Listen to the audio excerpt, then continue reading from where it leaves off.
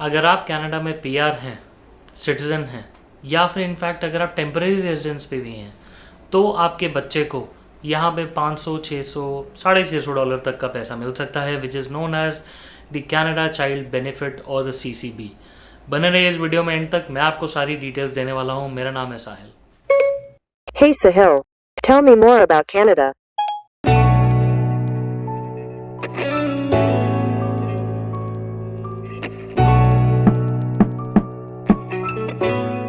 So guys, Canada आने का एक बहुत बड़ा बेनिफिट है। जब आप यहाँ पे आते हैं तो यहाँ पे जो कैनेडियन गवर्नमेंट आपके बच्चों को बहुत ज़्यादा ध्यान रखती है, राइट।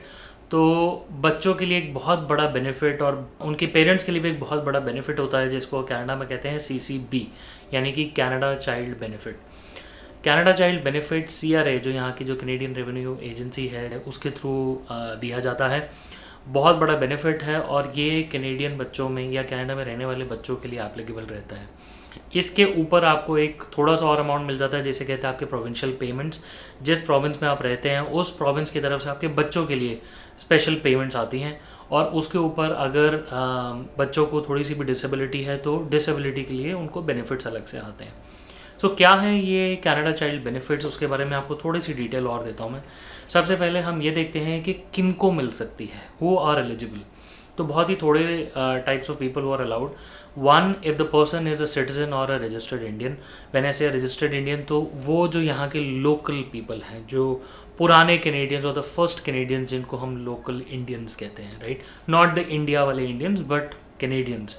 सो कैनेडियन सिटीजन हो या परमानेंट रेजिडेंट्स हों, अगर आप यहाँ पे प्रोटेक्टेड इंडिविजुअल्स हैं, यानी कि जिनका रेफ्यूजी केस अप्रूव हो चुका है या फिर प्रोटेक्शन मिल चुकी है कनाडा से, उनके लिए है। अगर आप यहाँ पे टेम्परेरी रेसिडेंट हैं, व्हेन आई से टेम्परेरी रेजिडेंट मतलब आप यहाँ पे से लेट से आपका कोई वैलिड स्टेटस है, अगर आप वर्कर हैं या फिर कुछ भी, तो टेम्परेरी रेजिडेंट जो 18 महीने से ज़्यादा यहाँ पे रुक चुके हैं और 19वें महीने में 19th मंथ में आपको जो स्टेटस है वो वैलिड है, तो प्लीज़ अपने ये वाला स्टेटस को आप चेक कर लीजिए कि आप एलिजिबल हैं कि नहीं। But yes, temporary residents are eligible, और आपके पास वो 18 महीने का जो पीरियड है वो कंप्लीट हो चुका है।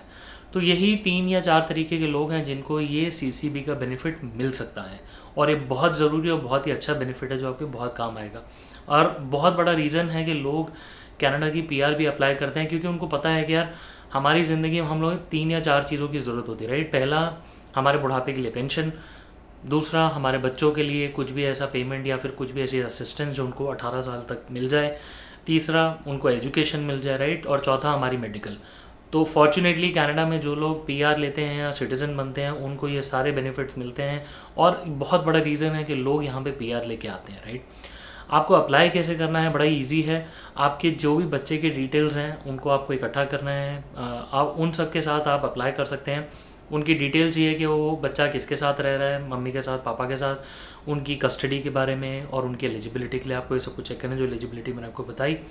और इन सब डिटेल्स, उनकी बर्थ डिटेल्स को लेके आप या तो ऑनलाइन अप्लाई कर सकते हैं, there is a portal on my Canada. Otherwise अगर आप ऑनलाइन नहीं अप्लाई कर रहे तो आप बाय मेल, यानी कि आप कुरियर के थ्रू कर सकते हैं, यूजिंग फॉर्म RC66। ओके, तो आप CCB जैसे आप गूगल करेंगे तो आपको सारी डिटेल सामने आ जाएगा, और RC66 फॉर्म आ जाएगा, उसको भर के सारी डिटेल्स को भेज दीजिए। जब आप एज अ PR लैंड करते हैं तो इनिशियल जब आपको यहाँ पे काउंसलिंग होती है, जब भी आप किसी जो आपको जो फॉर्म आता है उसके अंदर बड़ी सारी आपको प्लेसमेंट या सेटलमेंट एजेंसीज़ के बारे में रिकॉर्ड आता है। तो जब आप वहाँ पे जाते हैं तो उन सेटलमेंट एजेंसीज़ के जो लोग हैं वो आपको सारी की सारी डिटेल्स दे देते हैं। जब वो आपको डिटेल्स देते हैं तो उसके अंदर आपको एक RC66 फॉर्म भी देते हैं। इनके लिए बड़ा ही कॉमन है, क्योंकि उनको पता है आपके बच्चे हैं, आपको अप्लाई करना है। फॉर्म भरिए, कुरियर कर दीजिए, यू गुड। कितना अमाउंट मिल सकता है, बहुत ही थोड़ा सा इसके अंदर आपको डिपेंड करता है कि आपकी फैमिली इनकम कितनी है, राइट, और आपकी एडजस्टेड फैमिली नेट इनकम कितनी है। अगर आप अर्न करते हैं, आपकी वाइफ अर्न करती हैं, या फिर आपके हस्बैंड अर्न करते हैं, आप दोनों की इनकम को मिला के होती है आपकी family income through all the sources, right. उस फैमिली इनकम को लेके आपका एक टियर डिफाइन होता है। लेट्स से फॉर एग्जांपल जो मैक्सिमम अमाउंट आप ले सकते हैं अंडर CCB, ये है आपका $563.75 पर मंथ। ओके, ये है जो सिर्फ आपको फेडरल यानी कि सेंट्रल गवर्नमेंट दे रही है। ऑन टॉप ऑफ दिस आपको मिलता है आपका प्रोविंशियल पेमेंट, लेट से आप ओंटारियो में है तो आपको करीबन $119.50 मिल सकते हैं। तो this total amount together to around $670। तो ये अमाउंट आपको मिल सकता है अगर आप ओंटारियो में हैं, और अगर आपका बच्चा 6 साल से कम उम्र का है। अगर आपका बच्चा 6 साल से लेके 17 साल तक की उम्र का है तो आपको अमाउंट मिलेगा, मैक्सिमम अमाउंट मिल सकता है $475.66, एंड देन आपकी प्रोविंशियल पेमेंट ऑब्वियसली एडजस्ट हो जाएगी अकॉर्डिंगली और वो उसके ऊपर मिलेगी। तो ले दे के आप करीबन $585 के आसपास एक्सपेक्ट कर सकते हैं अगर आपके बच्चे की age between 6 years and 17 years है। ये जो पेमेंट है गाइज आपकी वेरी होगी depending upon the age of the child and the province you are living in.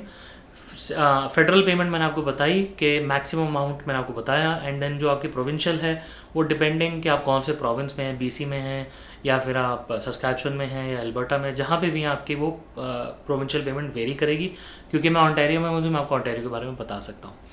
Guys ये वाली जो सारी चीज़ें हैं ये बहुत ज़्यादा इंपॉर्टेंट है, क्योंकि आपको आगे अगर आपको कनाडा आना है तो आपके एक बहुत बड़ा डिसीजन मेकर है, बहुत ज़्यादा हेल्प करता है कि आपको यहाँ पे आना, राइट। अगर आपकी इनकम बढ़ती चली जाएगी तो थोड़ा आपकी CCB का जो बेनिफिट है वो थोड़ा कम होता चला जाएगा, बट फिर भी आपको कुछ ना कुछ आता ही है, राइट। सो दैट आपके बच्चे के लिए उसकी पढ़ाई में आपको असिस्टेंस मिले, बच्चों को रेज़ करने में आपको थोड़ा सा असिस्टेंस मिले। इसके अलावा एक बहुत बड़ा बेनिफिट जो बच्चों के लिए यहाँ पे जो मुझे लगा है कि CCB तो चलिए आप मतलब एक कनाडा चाइल्ड बेनिफिट हो गया ना, इसके अलावा और क्या आपके पास बेनिफिट्स हैं जो आप कनाडा में उठा सकते हैं। गाइज एक तो आपके पास अगर आप ओंटारियो में हैं तो एक बहुत ही अच्छा ओंटारियो का प्रोग्राम है जिसे ओंटारियो हेल्दी स्माइल्स प्रोग्राम कहते हैं। आई एम श्योर हर एक अदर प्रोविंस का भी अलग से होगा, बट ओंटारियो के बारे में बता सकता हूँ। ओंटारियो हेल्दी स्माइल्स, अगर आपकी इनकम एक सर्टन ब्रैकेट से कम है तो आप ओंटारियो हेल्दी स्माइल्स पे एप्लीकेशन करिए, और जब तक आपकी इनकम जिस ईयर के लिए आपकी इनकम कम रहेगी उस ईयर के लिए आपको वो डेंटल कार्ड आपके बच्चे की सारी डेंटल रिक्वायरमेंट्स को कवर करता है। ऑब्वियसली कुछ चीज़ें हैं जो वो नहीं कवर करता, बट मोस्टली आपकी सारी चीज़ों को कवर करेगा। एंड डेंटल कनाडा के अंदर बहुत बड़ा एक्सपेंस है, तो initially for low income families आपको वो बहुत ज़्यादा हेल्प करेगा। कनाडा में और भी बड़े सारे बेनिफिट्स हैं जिनके बारे में एक डिटेल्ड वीडियो बनाऊंगा मैं बहुत जल्द, but for now if you are worried about your child's future तो ये सारी चीज़ें आपकी असिस्टेंस के लिए कैनेडियन गवर्नमेंट ने लगा रखी हैं, प्रोविंशियल गवर्नमेंट ने आपको और बेनिफिट्स दिए हैं। सो गाइस आई होप आपको सारी information regarding your child benefit मिल चुकी हैं। और इन्फॉर्मेशन के लिए जाइए माई कनाडा पे, या फिर आपको जो लोकल सेटलमेंट एजेंसीज हैं उनसे भी बात कर सकते हैं। And if you have any questions drop them in the comment section below and I try my best to answer. All the best and see you soon.